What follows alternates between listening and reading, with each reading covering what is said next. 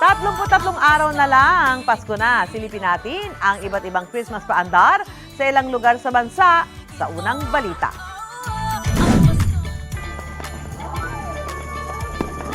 Kumukuti-kutitap na sa gabi ang plaza sa Santa Barbara, Pangasinan. Tantad ito ng makukulay na pailaw at decorations. May Let It Snow show pa.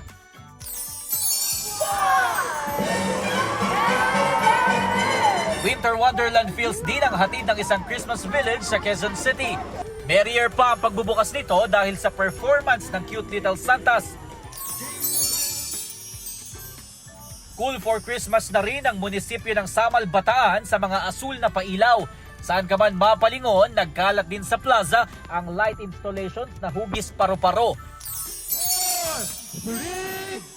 Sa Calamba, Laguna, sabay-sabay pinailawan ng mga higanteng Christmas tree sa iba't ibang bahagi ng syudad. Ang grand reveal sa City Hall, sinabayan pa ng fireworks display.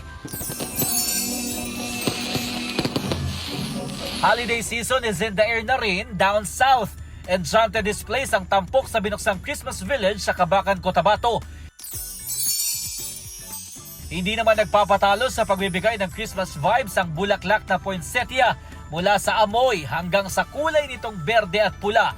Blooming business nga yan sa Zamboanga City kung saan mabibili ang poinsettia plant sa halagang 700 pesos.